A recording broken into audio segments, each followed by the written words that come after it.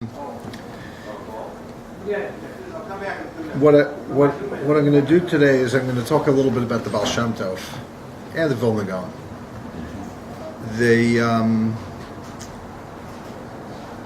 The two of them were really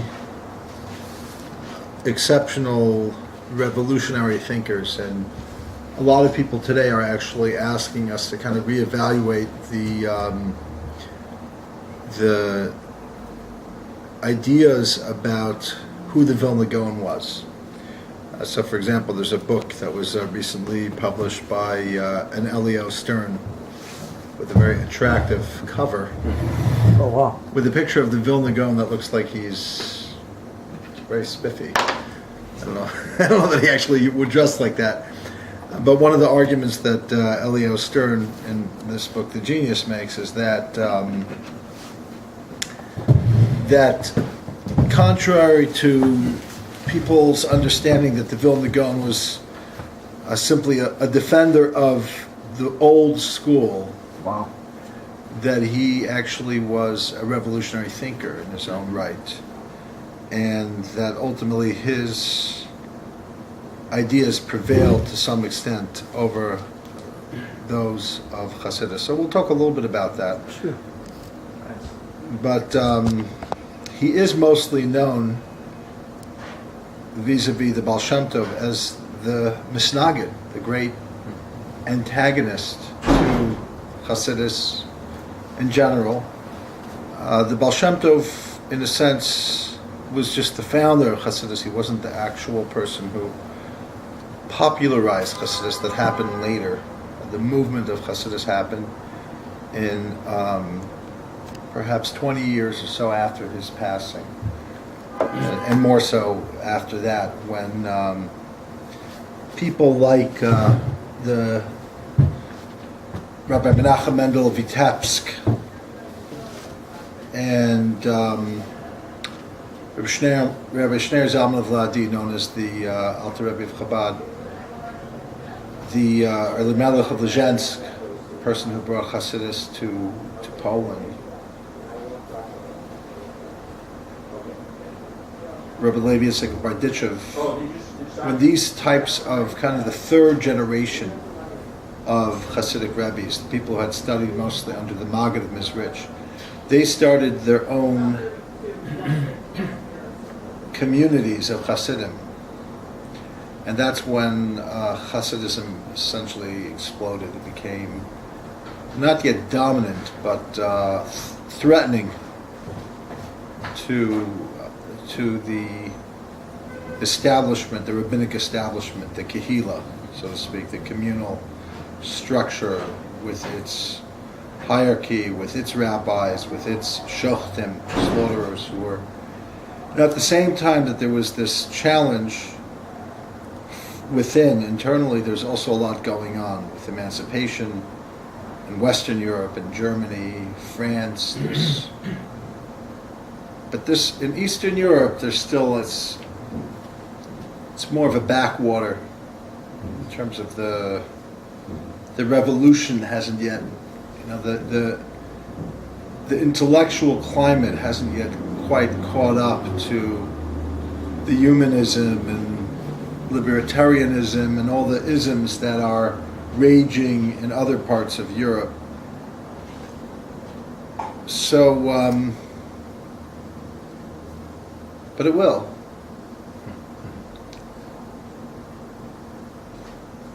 But for whatever reason, the Gaon of Vilna was more threatened by Hasidim than by Mendelssohn.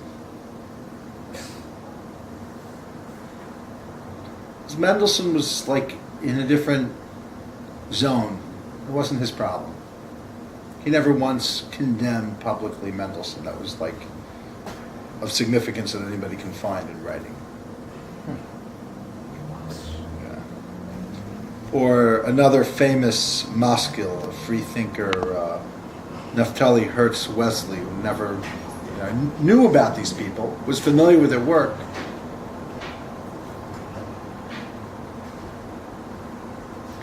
Later on, people would say that he was not happy, etc. But that not that we really can notably see visible in his lifetime. So let's now there's one simple way of understanding the Vilna Gaon's kind of resentment of Hasidus, and that is to see the threat of this new movement as being not just a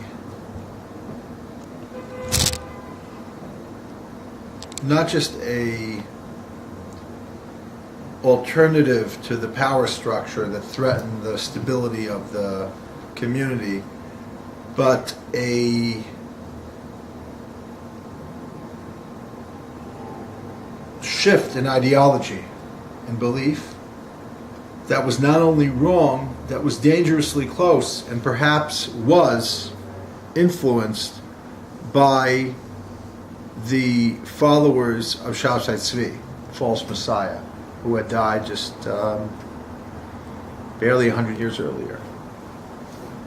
And we'll see that the Vilna Gaon mistook or was mistakenly confused stories about the followers, Sabbatinian followers, with Hasidic followers. That was either because he lacked the expertise in identifying who was really part of this nascent movement in the early years.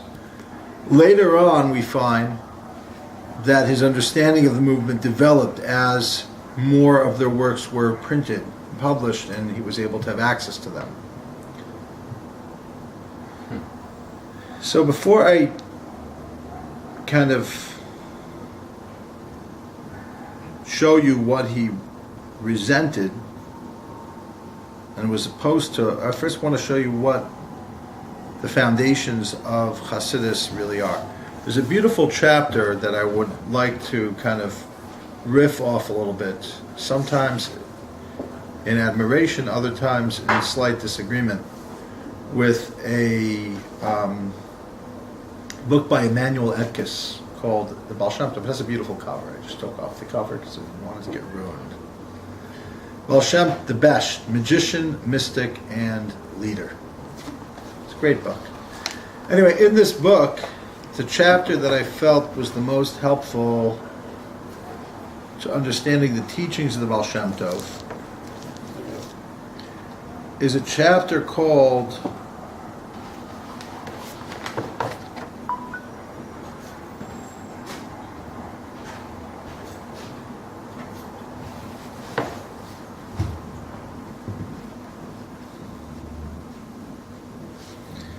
The Best as Mystic and Pioneer in Divine Worship. That's the chapter. The chapter is so coherent that you can almost use it as a guide to entering into the mystical life. That's how the point behind the chapter is that rather than see the various kind of teachings of the Baal Shem Tov as different ideas or experiences, because Baal Shem Tov is more experiential than, let's say, the Vilna Gaon. He's more of a person who experienced divine revelation of sorts, but that there's a coherent whole to the nature of his revelations, his descriptions of them that turn into a way of being, even if they don't start out as a philosophy per se, even if they're more of a way of experiencing God, they're still, they're maybe subsequent, like he's not sure whether the experience came first, perhaps the ideas that link up these experiences are the after effect of after I felt what I felt, how do I then explain it? Okay? So in other words, the Baal Shem Tov had a variety of spiritual experiences that he then kind of unpacked in a way that other people could understand to some degree and get, and perhaps try to emulate and get a similar type of experience out of the structure that he then created for understanding these experiences.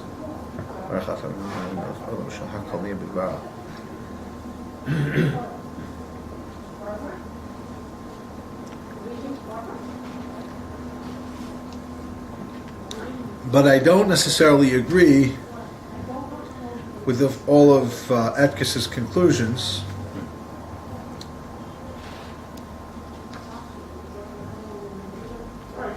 As I don't agree with some of Moshe Edel's understanding of the Baal Shem Tov, of his kind of development.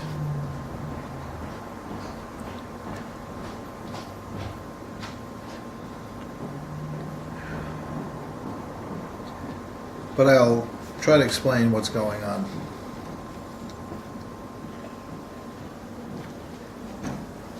What Etkis does is he brings a number of theories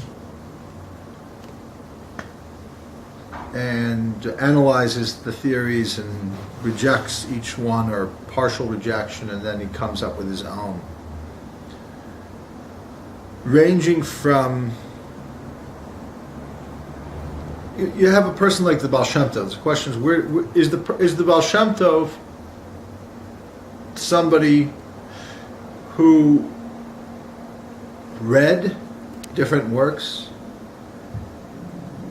as perhaps he was inspired by the Shalah, the Shnei Luchot HaBrit? I'm somewhat familiar with, having studied a number of his selections.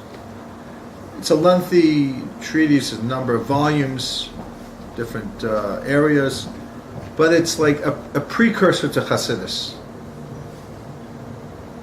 Hasidism could be seen as perhaps a medley of teachings from the Shalah, the Maharal, the Ari, the Ramak, the Zohar, and other rabbinic teachings as well. So there are some people in varying degrees who want to point specifically to source material where the Baal Shem Tov got his ideas from,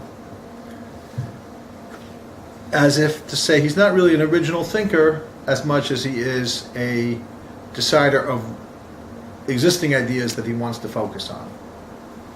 The history of ideas when it comes to religious personalities that are innovative and create movements could be argued to be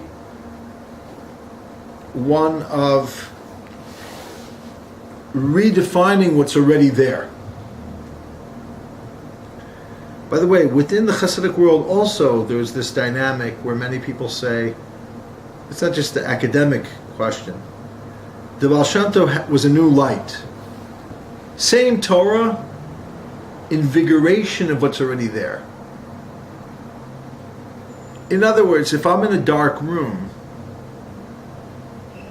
and I don't see what's going on, or if I'm depressed, so I don't value and cherish what's happening around me, and then somebody turns the light on, and I see, wow. Or somebody gives me Prozac, or whatever it is that lifts the sadness.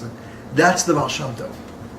It's not that the Baal Shem Tov taught a Torah that wasn't inexistent, but it was made everything new.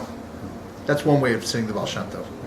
Or, simply put, the Baal Shem Tov experienced what other people only understood as an idea. In other words, the realization of spiritual truths not as a belief system, not as a learned intellectual pursuit, but rather as a mystical, direct experience. But the question is, well, aren't there many mystics that are feeling what they're reading? And the answer could be yes, perhaps, but they didn't start a movement.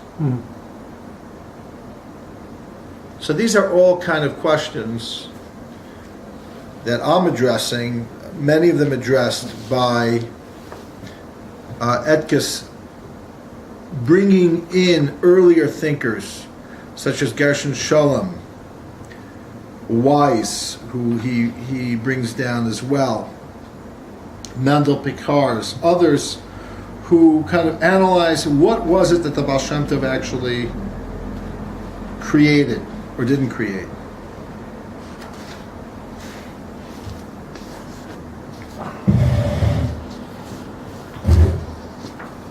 So, in order for me to really review the chapter, I'm not going to. I'll have you do that on your own. There's a lot that I like about the structure of this idea of seeing the bigger picture. Let's talk about a bunch of the things, this bigger picture. I like the premise, which I agree with. In fact, it may sound a little arrogant, because I think he went further than I would have done. But what I agree with, I already understood intuitively that the Baal Shem Tov had a mahalach, had a perspective of a conglomeration of ideas that were interconnected. I didn't understand them as just one idea here and one idea there that will never meet. But he lays it out beautifully. So I will say that he lays it out. Although in the details, I don't necessarily agree with him, but in the overall way he sees it, I have a lot in common. So let's talk a little bit about the Baal Shem Tov's way. One of the things about the Baal Shem Tov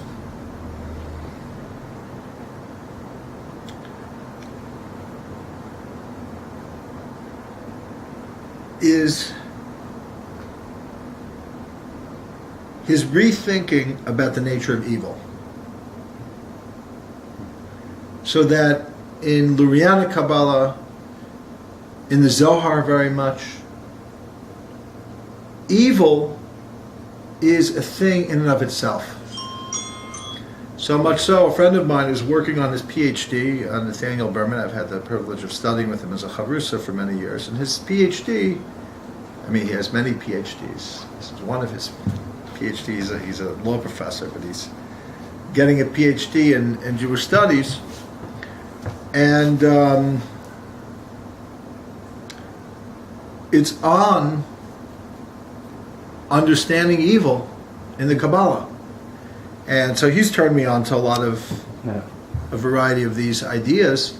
But evil is an independent entity in works such as the Zohar.